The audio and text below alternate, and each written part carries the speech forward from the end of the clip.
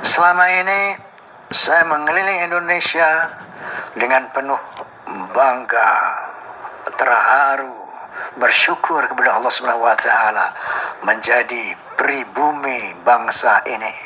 Kenapa? Indonesia, Masya Allah, banyak ungkapan seperti sepotong surga yang dilemparkan Allah ke bumi. Kenapa? Dia jannah, kebun, di mana-mana hijau, buahnya ranum, tanahnya subur, lautnya biru, menghasilkan ikan yang luar biasa. Hasil buminya luar biasa. Bangga kita sebagai anak-anak Indonesia. Tapi kemarin ketika saya tour show di beberapa tempat di wilayah Indonesia, saya menjadi sedih dan perih ketika saya mengingat ada seorang oknum Baalawi yang mengatakan dengan begitu yakin bahwa Pulau Jawa adalah pintu tarim, Indonesia adalah milik Aulia Tarim. Sakit hati saya. Aulia yang kita kenal di Indonesia ini, mereka itu aulia dari Yaman, Hadramut, terutama Tarim dan sekitarnya, Fagil Muqaddam, Muhajir Allah Ahmad Nisa, dan Pulau Jawa Indonesia ini dikatakan bintu Tarim. Ini punyanya Aulia Tarim. Kita pernah dengar dari para salihin bahwa Indonesia ini milik Aulia Tarim. Begitu mudahnya orang asing ini, Baalawi, mengklaim bahwa Indonesia adalah milik Aulia Tarim. Inna lillahi wa inna ilaihi raji'un. Dan ternyata memang ini sudah terencana dengan sangat baik. Ada kelompok yang memalsu-malsukan kuburan. Di seluruh Jawa, Kalimantan, di mana-mana dibuatlah kuburan-kuburan palsu. Habib, ini Habib Fulan. Sehingga ada seorang Bahalai mengatakan, tuh lihat, Pulau Jawa penuh dengan makam-makam Habib. Pulau Jawa pintu Tarim. Tarim adalah salah satu kota yang mereka sucikan di Yaman. Nah, kemudian ada lagi sekelompok orang yang memasukkan tokoh-tokoh, membelokkan sejarah tokoh-tokoh bangsa. Wali Songo adalah Baalawi. Pahlawan-pahlawan Indonesia adalah Baalawi. Klaim-klaim seperti ini ternyata memang terencana. Kemudian ada lagi kelompok yang membius umat Islam dengan doktrin-doktrin sesat, dengan doktrin-doktrin khurafat, agar umat Islam ini betul-betul tunduk takluk kepada mereka. Maka mereka ceritakanlah bagaimana hebatnya leluhur mereka sehingga melebihi mukjizat Rasulullah SAW.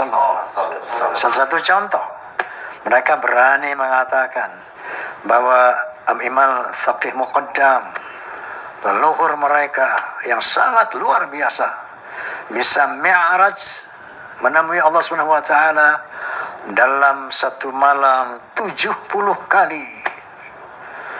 Masya Allah. Sementara Rasulullah SAW hanya diizinkan oleh Allah Subhanahu wa taala seumur hidup satu kali.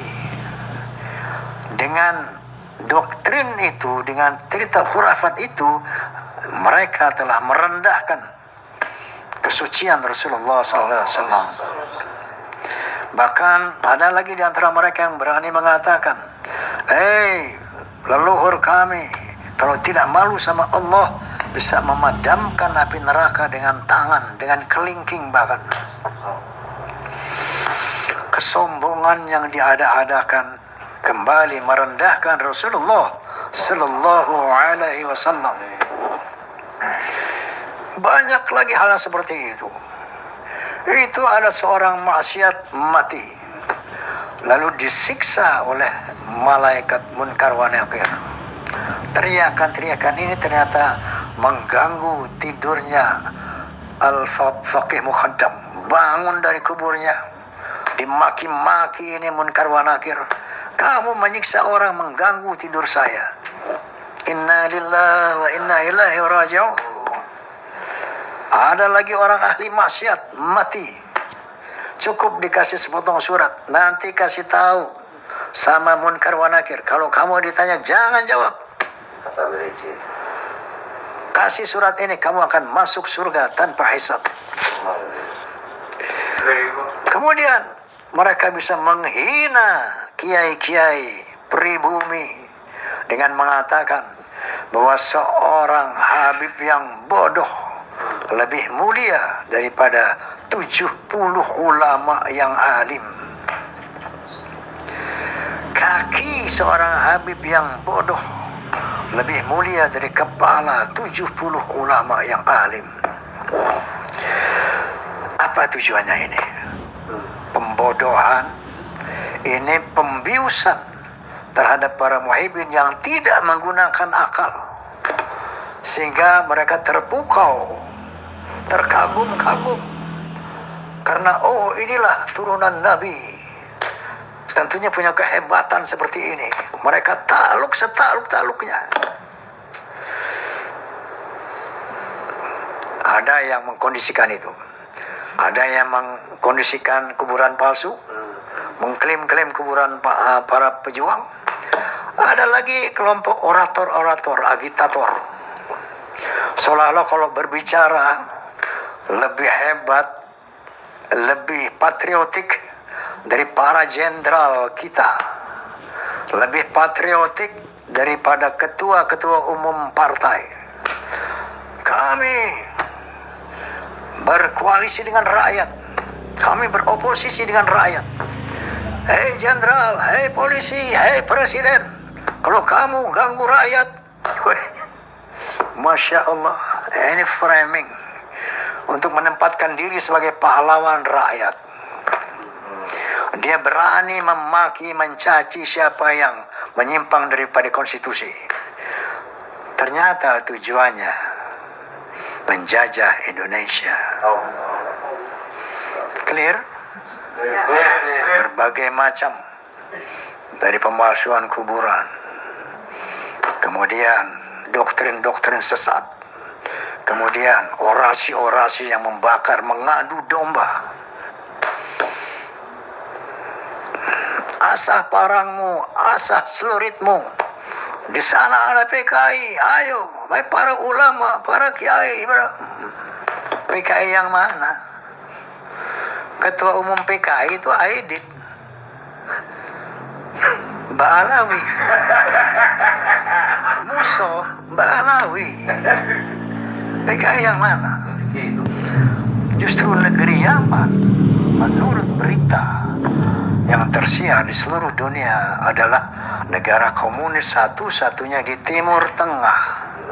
Maka semakin hari kita semakin terang benderang melihat drama mau menguasai Indonesia ini.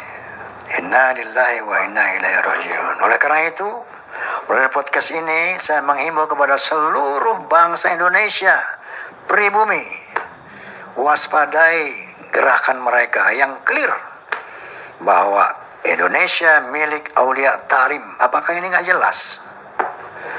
Apakah kurang jelas buat Anda bahwa mereka mau menguasai Indonesia? Yang kedua, kepada kaum Alawi, hentikan rencana Anda ini. Oke. Selanjutnya, Mr. Steinberger. Oh, udah kelar ya. Halo. Dia sih nggak perlu kasih minum makan. Setia sama gue. Satria bergitar. Jadi gitarnya. Astagfirullahaladzim. Palanya hilang Bang Haji. Palanya hilang. Iya, nggak ada palanya. Masya Allah. Cari kali. Kayak itu dong, misalnya kalau Pak Haji begini-begini lagi nyari kepala gitar itu. Sule. Halo Sule, apa kabar itu? Oke, selanjutnya tadinya saya nggak mau bahas soal Ba'alawi lagi. Kenapa ini muncul? Gara-gara adanya undangan dari Rabithah Alawiyah.